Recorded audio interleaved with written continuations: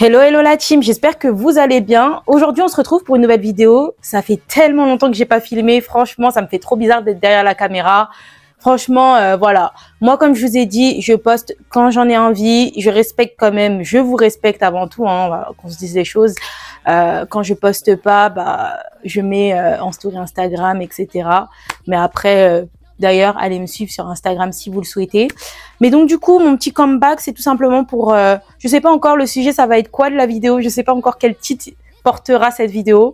En tout cas, juste pour vous dire, c'est très, très important de se centrer. Moi, la raison pour laquelle j'étais plus sur TikTok, j'étais plus sur YouTube, c'est avant tout pour me recentrer. Vous voyez, en fait, quand dans la vie, on a envie de faire plein de choses, etc. Et on change, on effectue des rebrandings de vie, on est amené à devoir changer pas mal de choses de sa vie, vous voyez, et à évoluer. C'est-à-dire que moi, j'ai déjà fait ce travail de quête de soi, savoir où j'ai envie d'aller, qui je suis, etc. Peut-être vous aussi, vous allez être amené à faire ce genre de travail et vous allez vous rendre compte que vous avez besoin aussi de garder cette énergie pour vous. Moi, personnellement, j'avais besoin de faire cette coupure pour mieux avancer et plus me focus sur moi et pouvoir évoluer. Parce que quand on veut évoluer, on n'a pas le choix aussi de passer par cette phase-là. On n'a vraiment pas le choix. On n'a vraiment pas le choix. Moi, avant de sortir ma chaîne YouTube, de sortir mon podcast, de sortir toutes ces choses-là, de vraiment mener à bien mes projets, ça n'a pas été facile. Ça n'a pas été facile. C'est une préparation, toutes ces choses-là. Et quand on est auto-entrepreneur, quand on est des personnes avec plein de projets, etc., en cours ou en construction, je vous assure qu'on n'a pas le choix de faire ces breaks-là. On n'a vraiment pas le choix. Et voilà. Et c'est pas une manière de me justifier. C'est juste pour vous dire que vous aussi, vous allez faire face à ça. Et d'ailleurs, je vous conseille et je vous recommande de faire ça. Je vous recommande de faire ça. C'est comme l'année dernière, vers septembre, j'étais partie en road trip pendant 3 semaines. Je vous avais sorti une vidéo YouTube sur l'importance de faire des breaks, de faire des pauses.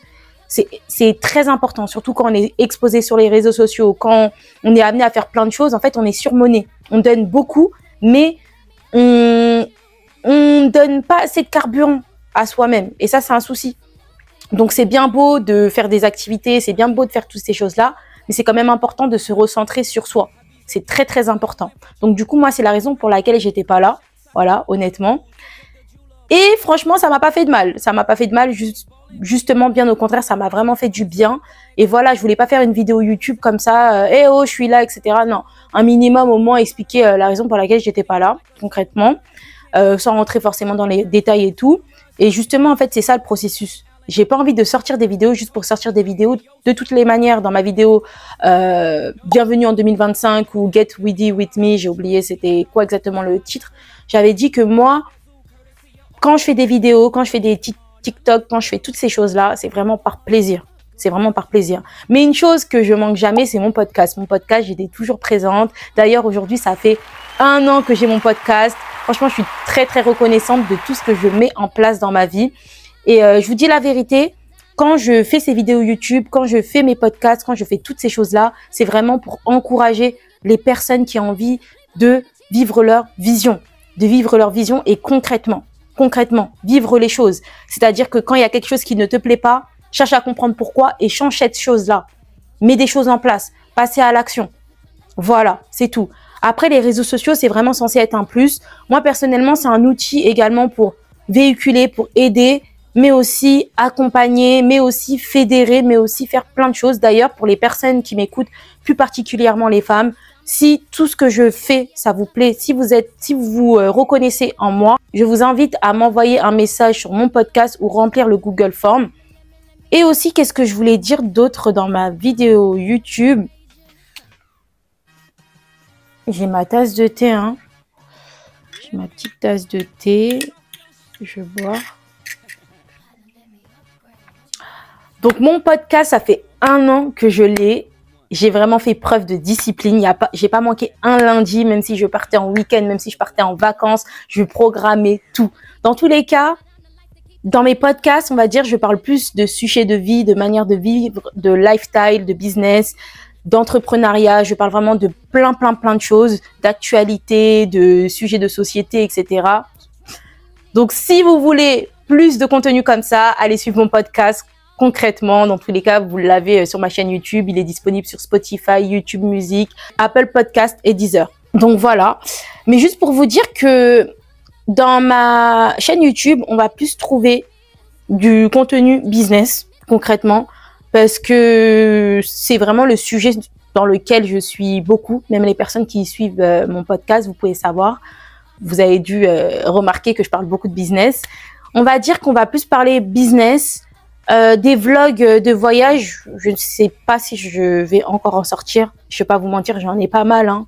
Mais j'ai appris une chose au fur et à mesure, et c'est même pas j'ai appris, c'est que je l'ai toujours fait. C'est que moi, je suis une personne, quand je sors des vlogs, ces vlogs-là, en fait, c'est des vlogs de moi. J'ai une manière de vivre, moi, qui est de documentaliser, de faire du journaling, de faire toutes ces choses-là. Ça veut dire que quand je le sors, c'est vraiment pour partager, mais sinon que je sorte ou pas mon vlog, moi, dans tous les cas, je me pose devant mon ordinateur avec mon disque dur et je me remémore tous les bons moments que j'ai passés dans ma vie. Je vous dis la vérité. Et d'ailleurs, je vous conseille de faire ça, même acheter une caméra, filmer avec vos téléphones, prenez des photos, prenez des souvenirs. C'est très important, faites du journaling. Même dans les moments les plus durs de votre vie, vous allez vous relire, vous allez être choqué, vous allez vous dire, attends, en janvier 2025, je disais je voulais avoir ça. Et là, aujourd'hui, on est en août, j'ai obtenu cette chose-là, où je mets les choses en place pour. Vous voyez ce que je veux dire? En fait, c'est tellement important de pouvoir voir son évolution. C'est très, très important. C'est très, très important de voir son évolution. Et là, je mélange un peu tous les sujets, hein, franchement, pour le coup.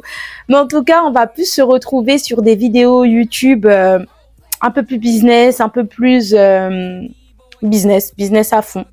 On va se retrouver plus sur des vidéos sujet business, sujet de vie, sujet sur la société. On va retrouver plein de types de vidéos. Après, des vidéos immersion, salle de sport, etc. Je pense plus que, honnêtement, que je vais faire ça.